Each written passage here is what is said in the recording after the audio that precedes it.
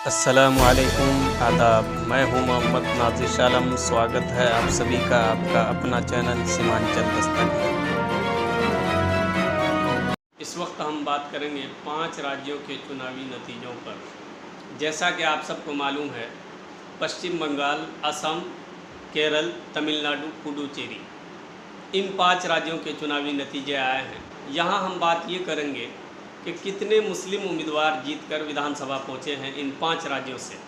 हम यहाँ मुसलमानों की बात इसलिए कर रहे हैं क्योंकि 2006 में सच्चर कमेटी की एक रिपोर्ट आई जिसमें ये बात कही गई है कि मुसलमानों की हालत दलितों से भी बदतर है, चाहे वो सियासी एतबार से हो, समाजी एतबार से हो, तालीमी एतबार से हो, माशी एतबार से हो, हर एतबार से मुसलमानों की हालत खस्ता है। ये हम नहीं कह रहे हैं, सच्चर कमेटी की रिपोर्ट कर रही है। हमने ये बात अभी क्यों की?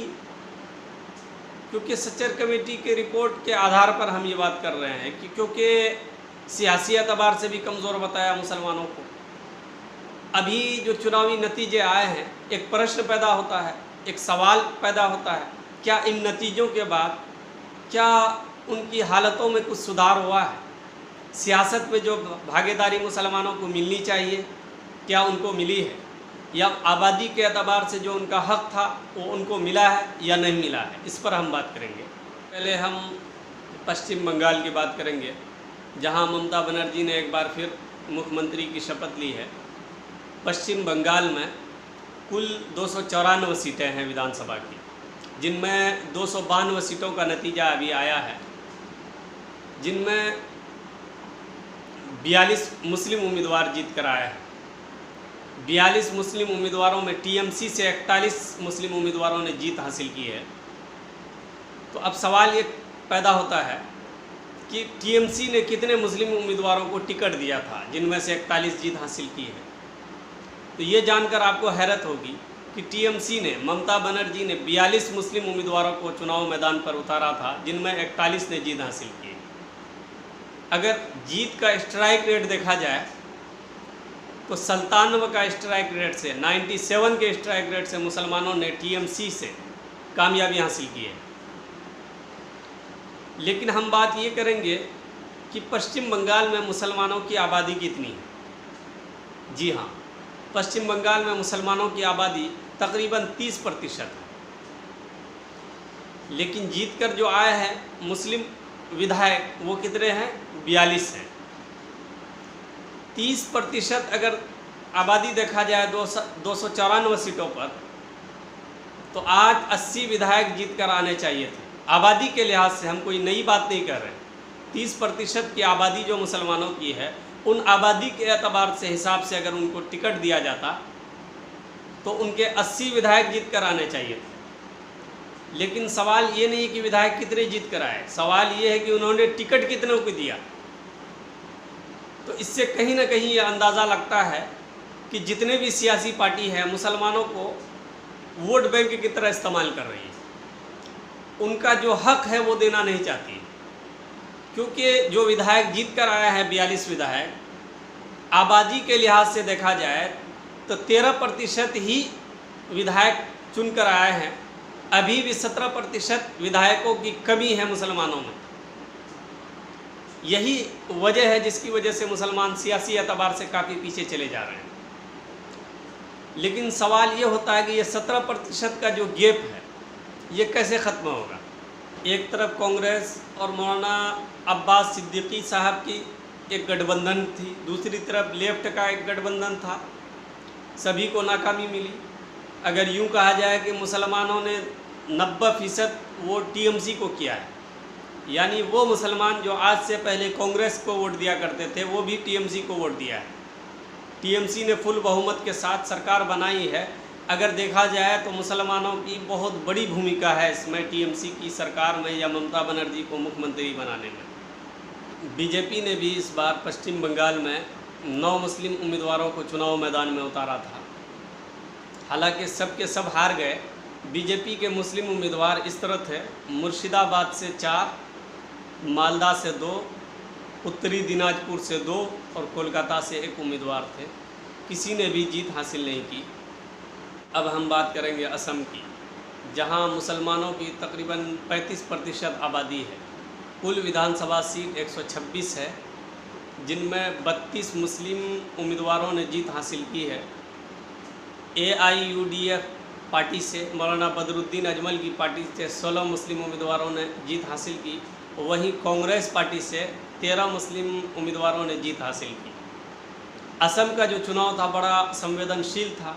लोग ये कयास लगा रहे थे कि शायद CAA और NRC का जो मुद्दा है, ये जिनकी वजह से कांग्रेस बाजी मार जाएगी और भारतीय जनता पार्टी को करारी शिकस्त का सामना करना पड़ेगा। ऐसा कुछ नहीं हुआ।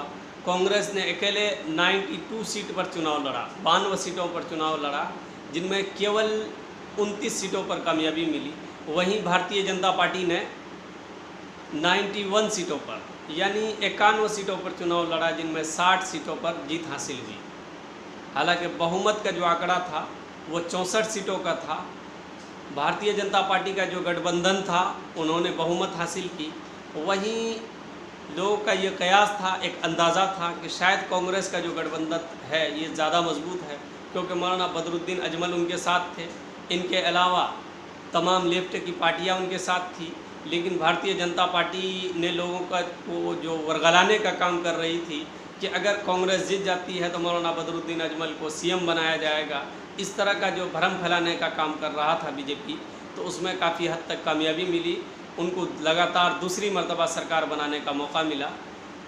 पहला मौका है जब असम में किसी गैर कांग्रेसी ने दूसरी मर्तबा हुकूमत हासिल की है। केरल की बात की जाए तो केरल में मुसलमानों की आबादी 26% है। कुल विधानसभा सीट 140 है, जिनमें 23 मुस्लिम विधायक जीत कर आए हैं। केरल में 2 फ्रंट है, LDF, UDF। LDF में तमाम लेफ्ट की पार्टियां, UDF जिसका नेतृत्व कांग्रेस कर रही है। कांग्रेस ने एड़ी चोटी का जोर लगा दिया था कि अब की बार हम हुकूमत हासिल करेंगे, सत्ता हासिल करेंगे। लेकिन केरल की जनता ने अब की बार हर चुनाव से अलग कर दिखाया, क्योंकि आमतौर से केरल का ये रिकॉर्ड रहता था कि 5 साल के बाद सत्ता परिवर्तन हो जाता था। लेकिन अब की बार LDF को एक और मौका मिला, यानी LDF ने 97 सीटों पर जीत प्राप्त की। वहीं UDF की बात किया जाए तो 41 सीटों पर यानी 41 सीटों पर कांग्रेस नेतृत्व वाले UDF ने 41 सीटों पर जीत हासिल की। जबकि केरल के ही वायनाड से राहुल गांधी सांसद भी हैं, उन्होंने भी एड़ी चोटी का जोर लगाया, वो बहुत ज़्यादा असर नहीं छोड़ पाया। दूसरी तरफ बड़ी दिलचस्प बात यह है कि बीजेपी का सफाया हो गया। 2016 के चुनाव की बात की जाए तो भारतीय जनता पार्टी ने 1 सीट पर केरल से जीत हासिल की थी। अब की बार वो सीट भी उनके हाथ से खिसक गई। और इनके बारे में लोगों का कहना है कि केरल में भारतीय जनता पार्टी का नाकाम होना कहीं न कहीं इस बात को दर्शाता है कि केरल की जो जनता है वो शिक्षित है, एजुकेटेड जनता है, जिनकी वजह से एजुकेटेड लोगों का ये भी तर्क है कि कोई भी शिक्षित लोग भारतीय जनता पार्टी के साथ नहीं है, इसलिए केरल में वो कामयाब नहीं हो पाती है। बहरहाल केरल की जनता ने LDF को कामयाब किया, लेफ्ट की सरकार बनेगी वहाँ। 2016 विधानसभा चुनाव की बात की जाए तो केरल से 2016 विधानसभा चुनाव में 32 मुस्लिम उम्मीदवारों ने जीत हासिल की थी, जो आज घटकर 23 पर आ चुका है। इसी तरह तमिलनाडु से 3, पुडुचेरी से 1 मुस्लिम उम्मीदवार जीतकर विधानसभा पहुँचे हैं।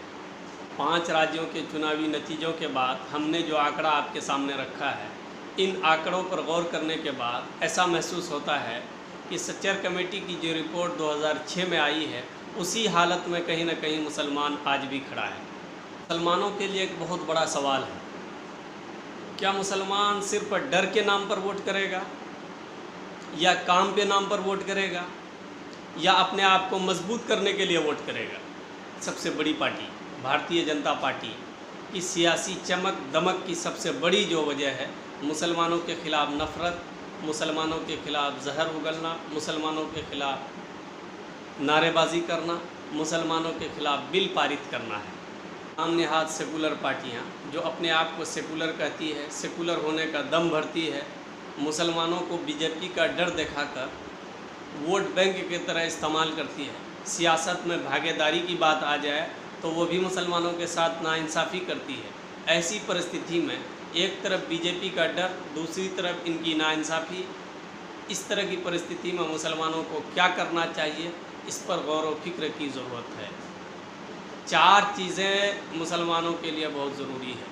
तालीमी एतबार से अपने आप को आगे बढ़ाना, मजबूत करना, माशी एतबार से मजबूत होना, समाजी एतबार से मजबूत होना, सबसे ज़्यादा अशद ज़रूरत अगर किसी चीज़ की है तो सियासी एतबार से मजबूत होना। ये सब कैसे मुमकिन है, इस पर मंथन की ज़रूरत है। हमारा ये वीडियो आपको कैसा लगा कमेंट के माध्यम से ज़रूर बताएं। इस वीडियो को ज़्यादा से ज़्यादा लाइक करें और शेयर करें। शुक्रिया।